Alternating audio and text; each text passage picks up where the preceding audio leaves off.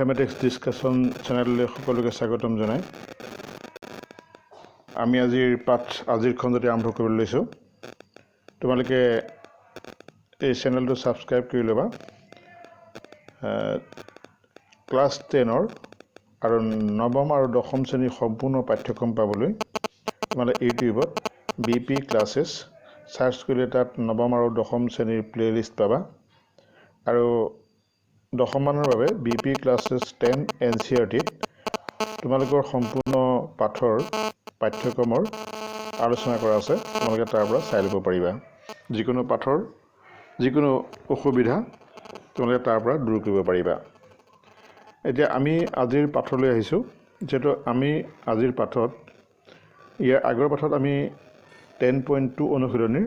7 number প্ৰশ্নলৈকে উত্তৰ আলোচনা কৰিছিলো আজি আমি 10.2 ৰে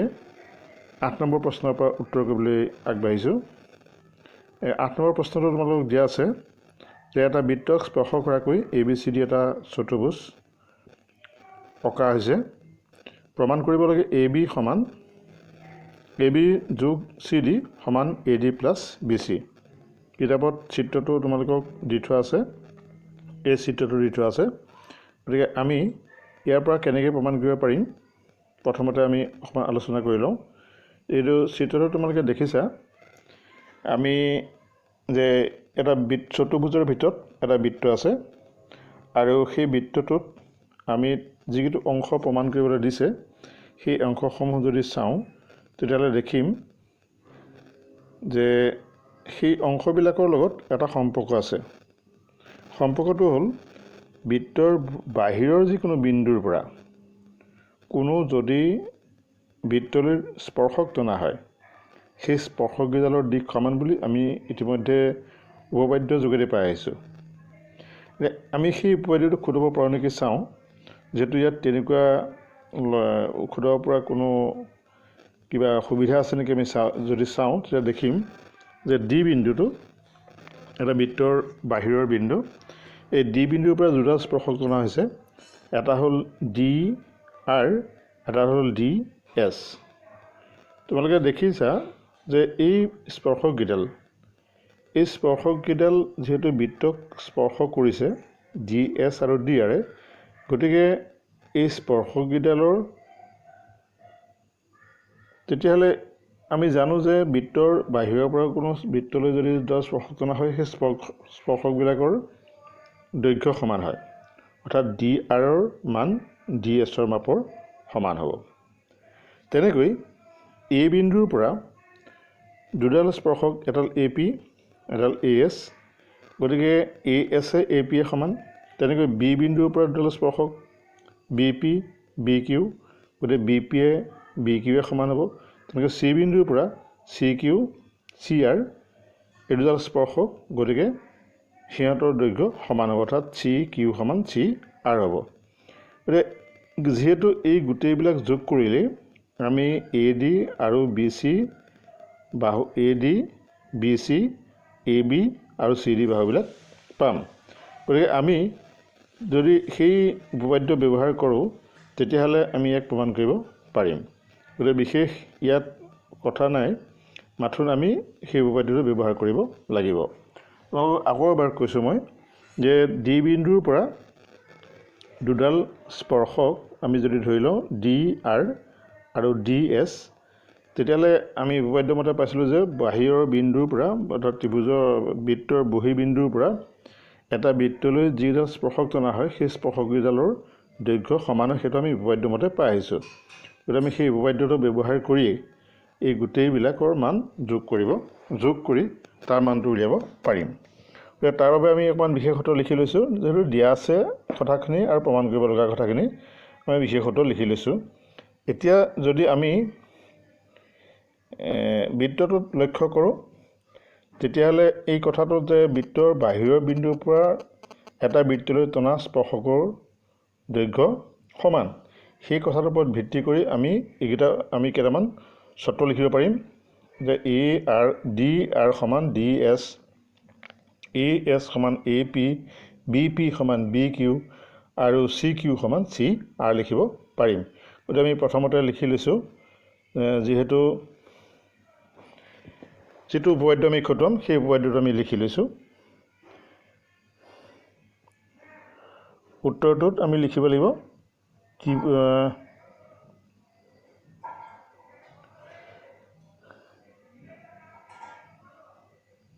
বৃত্তৰ বহি বিন্দুৰ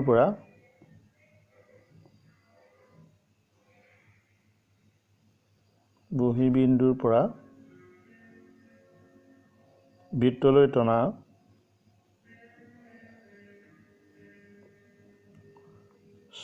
স্পৰ্শক দুডালৰ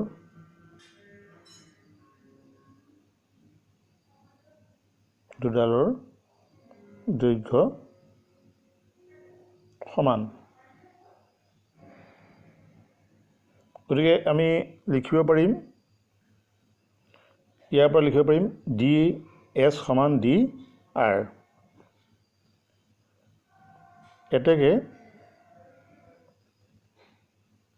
ডি এছ সমান ডি আৰ লিখোঁ আমি প্ৰথমতে ডি আৰ লিখোঁ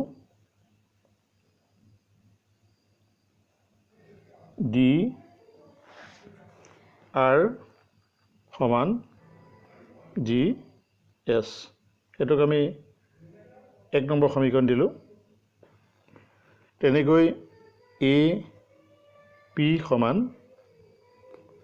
এ এছ এটোক আমি 2 নম্বৰ সমীকৰণ দিলোঁ তেনেকৈ বি পি সমান বি কিউ পালোঁ আমি এটো 3 নম্বৰ সমীকৰণ দিলোঁ যেটো তোমালোকক আগতে উল্লেখ কৰি আহিছোঁ মই আৰু আৰ চি সমান আমি পালোঁ চি কিউ এটো হ'ল 4 নম্বৰ সমীকৰণ দিলোঁ তোমালোকে এটো কিতাপত চিত্ৰমতে নিশ্চয় বুজি পাইছা যে ডি আৰ সমান জি এছ আৰু এ পি সমান এ এছ বি পি সমান বি কিউ আৰু আৰ চি সমান চি কিউ এটা আমি এই চাৰিটা যদি যোগ কৰোঁ 1 যোগ 2 যোগ 3 যোগ 4 তেতিয়াহ'লে আমি কি পাম চাওঁচোন লক্ষ্য কৰি যে 1 যোগ 2 যোগ 3 যোগ 4 এইকেইটা আমি যোগ কৰি কি পাম যে বাঁহাতৰখিনি বাঁহাতে যোগ কৰোঁ আৰু সোঁহাতৰখিনি সোঁহাতে যদি যোগ কৰোঁ D R plus A P বাঁহাতৰখিনি বাঁহাতে যোগ কৰিছোঁ A P B P plus R C আৰু ইজ ইকুৱেল আমি সোঁহাতৰখিনি যোগ কৰিলে পাম D S plus A S plus B Q plus C Q এতিয়া আমি যদি চিত্ৰত লক্ষ্য কৰোঁ চিত্ৰত লক্ষ্য কৰিলে তোমালোকে পাবা যে A P plus B P মান কিমান A P plus B P মান হ'ব এ বি গতিকে A P plus B P মান সমান আমি লিখিব পাৰিম এ বি পি অৰ্থাৎ এ বি আৰু D R plus R C মান আমি লিখিব পাৰিম D R plus R C মান আমি লিখিব পাৰিম ডি চি গতিকে আমি লেফ্ট হেণ্ড ছাইডত আমি লিখিব পাৰিম A B plus C D গতিকে আমি লেফ্ট হেণ্ড ছাইডত লিখিব পাৰিম A B plus C D অৰ্থাৎ এইটো মানে হ'ল A B plus B P মানে তোমালোকে চিত্ৰত দেখিছা A B plus B P মানে হ'ল এ বি আৰু D R plus R C মানে হ'ল চি ডি তেনেকৈ আমি সোঁপক্ষত লিখিব পাৰিম কি A D plus B C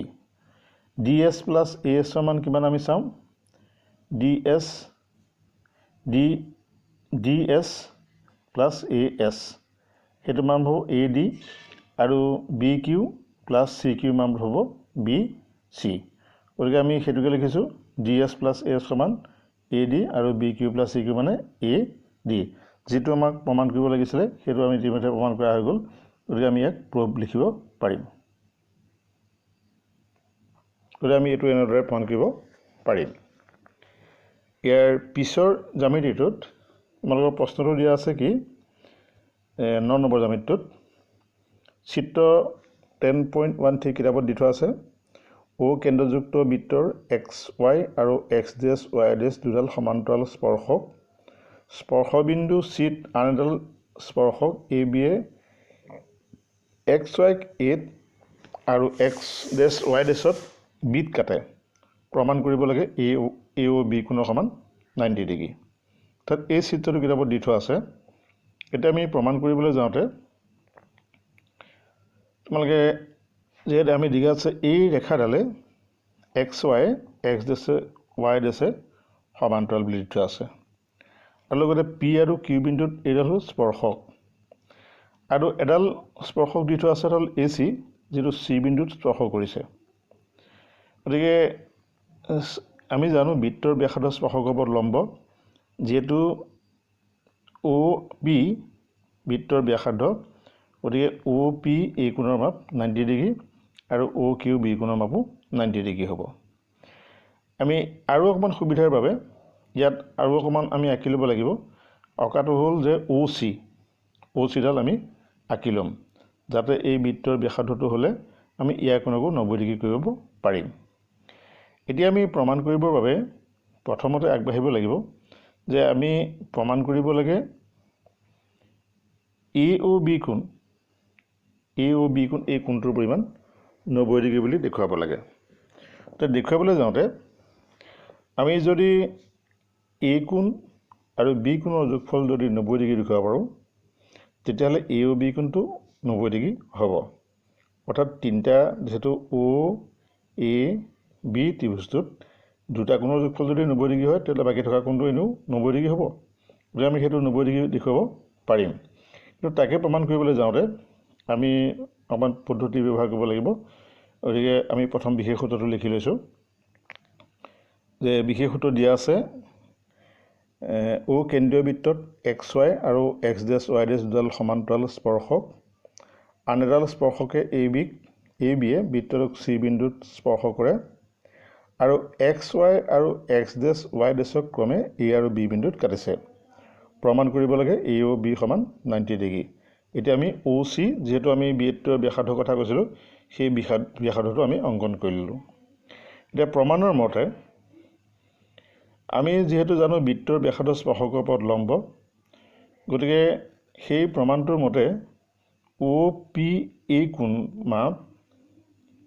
ACO কোণৰ মাপৰ সমান হ'ব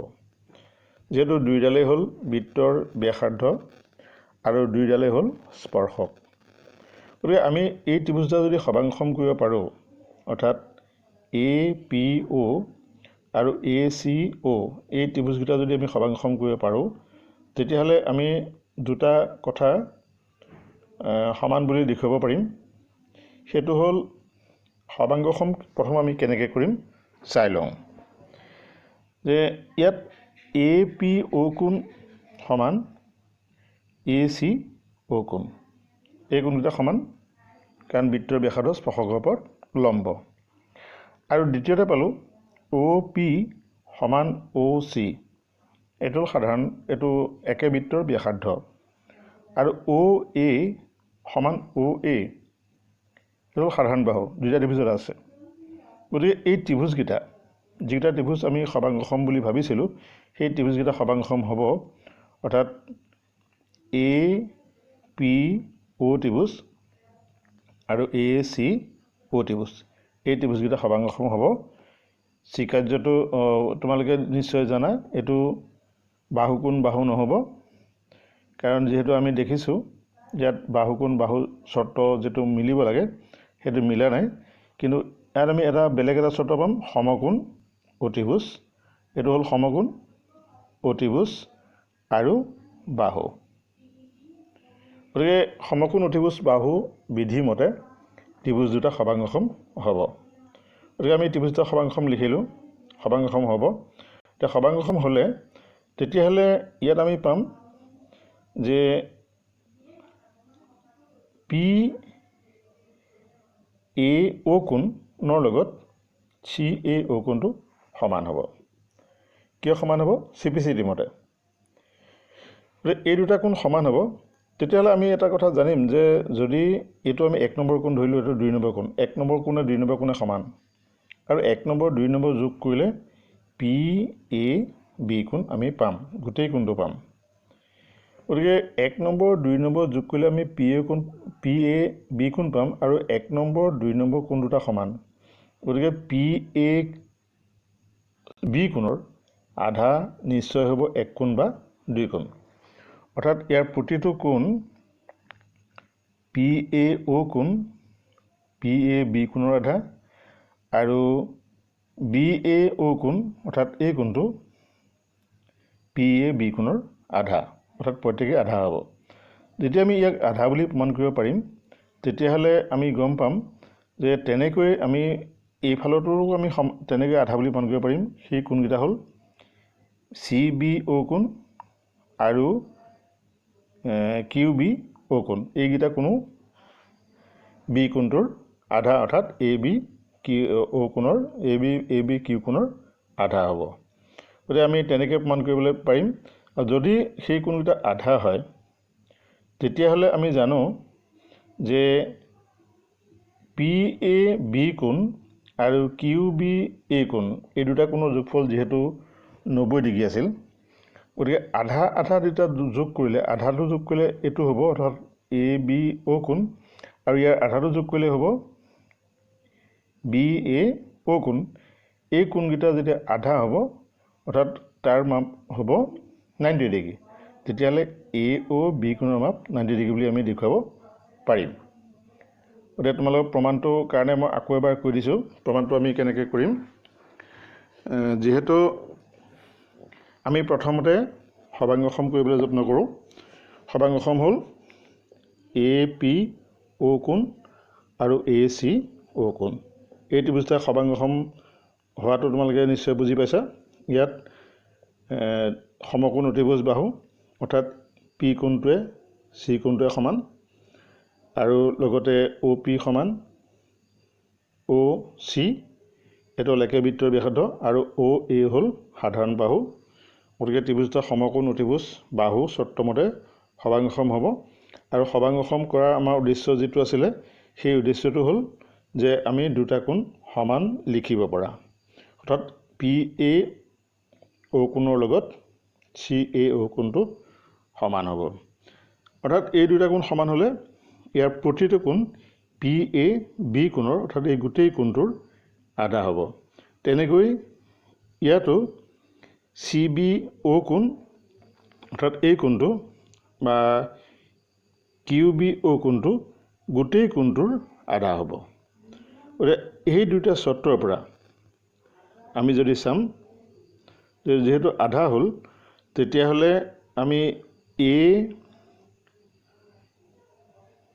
এ অ বি এই ত্ৰিভুজটোত তিনিটা কোণৰ যোগফল হ'ল 180 ডিগ্ৰী যেহেতু এইটো 1 নম্বৰ কোণ এইটো 2 নম্বৰ কোণ এইটো 3 নম্বৰ কোণ যেহেতু 1 নম্বৰ কোণটো পি এ বি কোণৰ আধা অৰ্থাৎ এই গোটেই কোণটোৰ আধা আৰু 2 নম্বৰ কোণটো হ'ল এই গোটেই কোণটোৰ আধা যেহেতু এই দুটা কোণ অৰ্থাৎ পি এ এই দুইটি গোটেই কোণটো আৰু এই গোটেই কোণটোৰ যোগফল 180 ডিগ্ৰী গতিকে আধাকেইটাৰ যোগফল নিশ্চয় 90 ডিগ্ৰী হ'ব গতিকে 1 কোণে 2 কোণে যোগফল 90 ডিগ্ৰী হ'ব গতিকে চি কোণটো যদি 1 কোণে 2 কোণে যোগফল 90 ডিগ্ৰী হয় তেতিয়া চি কোণটো 90 ডিগ্ৰী হ'বই কাৰণ তিনিটা কোণৰ যোগফল 180 ডিগ্ৰী বুলি আমি ত্ৰিভুজৰ তিনিটা কোণৰ যোগফল 180 ডিগ্ৰী বুলি আমি জানো গতিকে আমি তেনেদৰে প্ৰমাণ কৰিব পাৰিম প্ৰমাণ কৰিবৰ কাৰণে আমি প্ৰথমতে লিখিছোঁ বৃত্তৰ জানো যে বৃত্তৰ স্পৰ্শবিন্দুৰে টনা ব্যাসাৰ্ধ স্পৰ্শকপথ লম্ব গতিকে অ' চি লম্ব এ বি আৰু অ' পি লম্ব এক্স ৱাই তোমালোকৰ চিত্ৰটোত দেখুৱাই আছে যে অ' চি লম্ব এ বি আৰু অ' পি লম্ব এক্স ৱাই ইয়াৰ পিছতে আমি সেই কোণটা যিহেতু 90 ডিগ্ৰী লিখিছোঁ অৰ্থাৎ অ' চি এ কোণ আৰু অ' পি এ কোণ সমান 90 ডিগ্ৰী সেইটো আমি 1 নম্বৰ সমীকৰণ দিছোঁ আৰু তাৰপিছত আমি ত্ৰিভুজকেইটা সৰ্বাংগসম কৰিছোঁ কোৱাৰ দৰে ত্ৰিভুজ দুটা সমাগম কৰাৰ পিছত আমি যিকেইটা কোণ সমান বুলি লিখিব লাগিছিল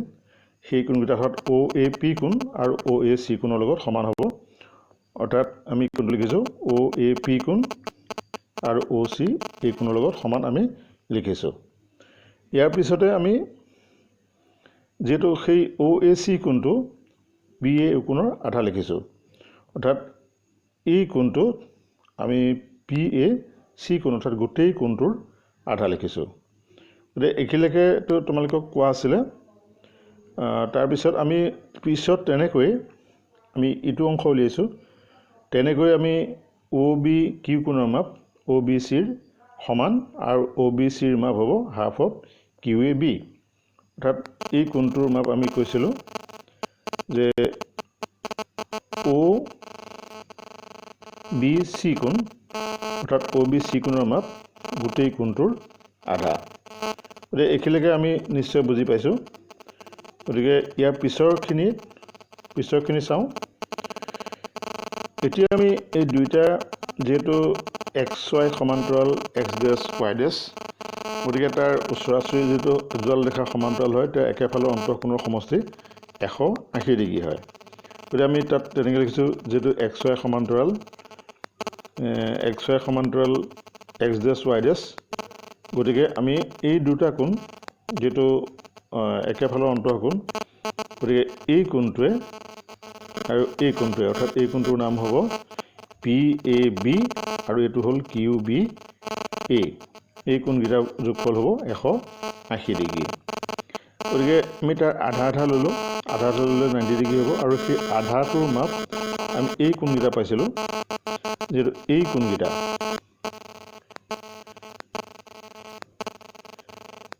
আধাটোৰ মাপ হ'ব এই কোণটো আৰু এইটো কোণ, অৰ্থাৎ OAC আৰু OBA, OAB আৰু OBA কোণ আমি পাম। গতিকে আমি OAC আৰু OBC পাম, সেইটো হ'ল 90 ডিগ্ৰী। এতিয়া ত্ৰিভুজ গোটেইটোত AOB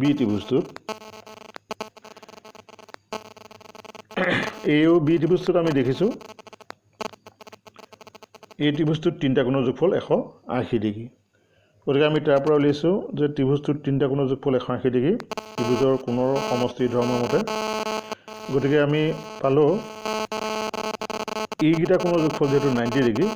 গতিকে AOB মাপ আমি AOB ভাগে ৰাখিলোঁ আৰু 90 ডিগ্ৰীটো সমান চিহ্ন সিফালে লৈ গ'লে মাইনাছ চিহ্ন হ'ল, যে AOB মাপ 90 ডিগ্ৰী বুলি আমি প্ৰমাণ কৰিলোঁ। গতিকে এইটোৱেই হ'ল প্ৰমাণ। যিহেতু প্ৰমাণটোত চিধাচিধি যিটো প্ৰমাণ কৰিব লাগে সেই প্ৰমাণটো ওলোৱা নাই, কিন্তু আমি এনেকৈ বুদ্ধিৰ সহায়ত এইটো নিশ্চয় প্ৰমাণ কৰিব পাৰিম। তোমালোকে নিশ্চয় জ্যামিতিটো বুজি পাইছা। অকণমান লিখাত দীঘলীয়া হ'লেও কিন্তু জ্যামিতিটোৰ জটিলতা নাই। গতিকে মূল কথা হ'ল ত্ৰিভুজটো সমাগম কৰি আমাৰ কোণকেইটা সমান কৰি সেই কোণটো আধা কৰিছোঁ আৰু আধা কৰাৰ পিছত আমি সমান্তৰাল সৰলৰেখাৰ যিটো ধৰ্ম যে একেফালৰ অন্তঃকোণৰ সমষ্টি 180 ডিগ্ৰী আৰু ইয়াত বিশেষকৈ কেইবাটাও উপপাদ্য ব্যৱহাৰ হৈছে। গতিকে সেই উপপাদ্যখিনি